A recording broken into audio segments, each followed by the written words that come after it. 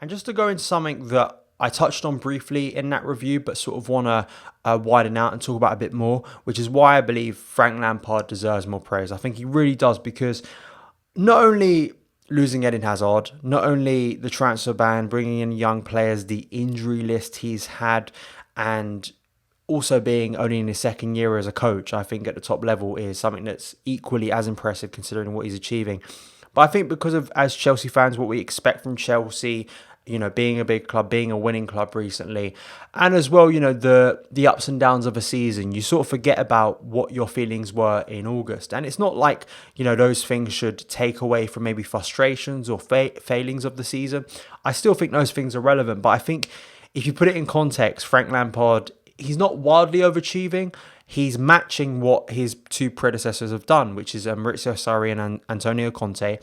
The last two seasons, Chelsea have been battling for Champions League football, Champions League qualification. So Lampard isn't doing any worse than his previous two managers. Yes, you can show me the points, but I always believe you play within the season you're in. I think that sometimes those things can, as we've seen before with Spurs, talking about the amount of points they accumulated over more than one season and they would be champions. And it's like, well, no, you play within a 38-game season. And just like when Maurizio Sarri got third place last year,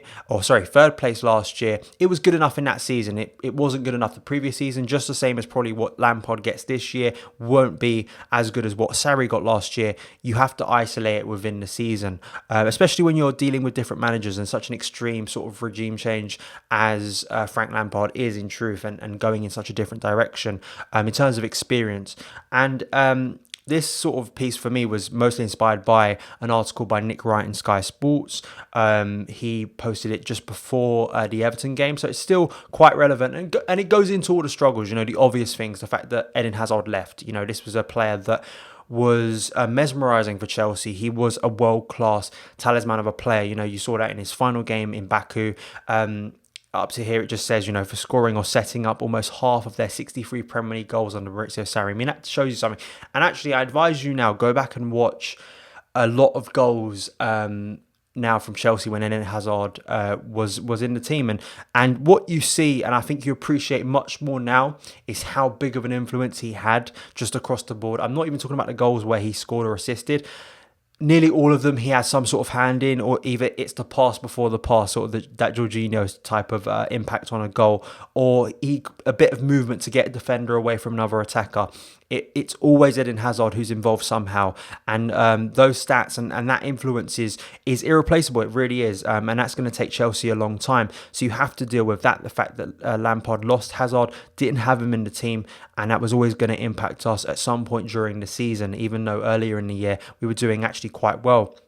And yeah, he has lent on young players. There's been a lot of talk, and I made a video on my channel that you can still go and check out why Frank Lampard wasn't forced to play young players. I still firmly believe that. Yes, we know without this transfer ban, those young players wouldn't have got a chance. No logical Chelsea fan, I don't think, would argue with you that this hasn't shattered that glass ceiling. It really has opened up a great opportunity. But at the same time, I don't think you can just squarely argue that Lampard has had nothing else to choose from. If you look at the last game, he's playing.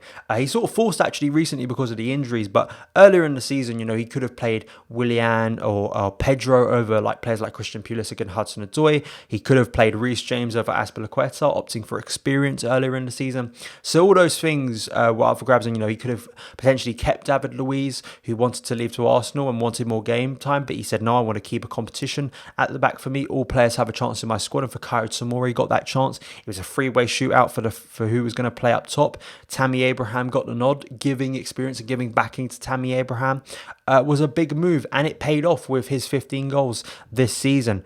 So you have all of that to contend with, and I think what this article really does as well is puts into perspective how much our rivals below us currently in the league table have spent. You look at Manchester United, 3 points below us in the table, have spent 216 million. I know there's comparisons between Frank Lampard and Solskjaer, and they are natural to be had because these are two ex-players, these are two younger coaches taking on big jobs. But I just simply don't think you can make the same comparison, because Not only is this Lampard's first season, Solskjaer has been in that job for much longer now. He's been there over a year, and also he spent a lot of money. He has had a lot of money pumped into that squad. That squad has been improved. You look at all the players that have come in: Aaron Wan-Bissaka, Harry Maguire, Bruno Fernandes, Daniel James. Frank Lampard has not been able to reinforce the squad at all this season. Yes, he's bought Hakim Ziyech, but that player won't be available to next season. So you have to still isolate it within this season for me, and that is really impressive. And also, I think you have to take into context that Ole Gunnar Solskjaer has been coaching much longer than Frank Lampard. He was coaching Cardiff when Frank Lampard was still in the Chelsea squad. So he would have more experience as a coach than Frank Lampard does. I also think that's relevant. And, I look at the injuries that have just been so bad for Frank this season. And I saw a quote from Mourinho last night, of course, the Spurs manager, and they got knocked out of the Champions League pretty convincingly by Leipzig. And he's been complaining about the injuries, and saying that no other club in world football could deal with that. And I think that's just really rich, because Frank Lampard has had to deal with up to 7 first-team players out through injury and suspension. Kante, Kovacic, Loftus-Cheek has been out all of the season. Jorginho suspended now. Christian Pulisic has been in and out of the team, has been injured a lot recently. HUDSON-ODOI injury as well. Tammy's injured. All of these are big players that can impact the team. He's had to deal with this pretty much all of the season. It's probably the worst it's been. But still, he wins games like on Sunday against Everton 4-0 in such a convincing fashion. He deserves credit for that. He's not complaining. He rarely ever complains about these things, because I think he wants to prop up his players. He looks at Chelsea's squad and believes in his players. He believes any of them can do a job with the confidence and the quality they have. Yes, of course he knows, as I'm sure behind closed doors, he wants to improve this Chelsea squad. The signing of Ziyech just proves it. But I think that sort of psychology and putting belief into the squad and actually creating a meritocracy has really helped Chelsea this season.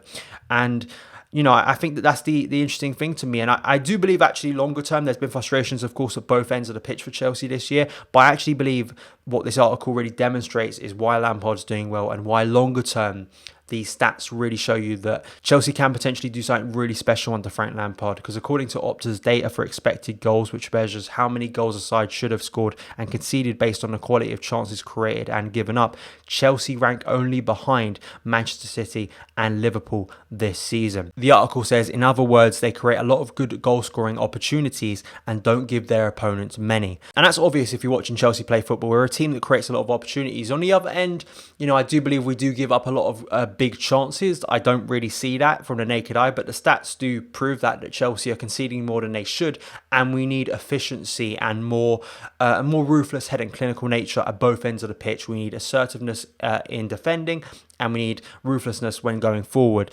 Both of those things have been in play recently for Chelsea, but we definitely need to improve them in the long term. But what I think this shows you is, even in Frank Lampard's first season, he's creating a team that creates a lot of chances and creates them at a close level to the likes of Liverpool, Manchester City, who are years ahead of Chelsea's current development in terms of with their coach and better coaches in Pep Guardiola and Jurgen Klopp, who've been working for much longer than Frank Lampard has, and have got all that experience. Does this mean that it's going to turn out that Chelsea are going to be where Liverpool are in a couple of years?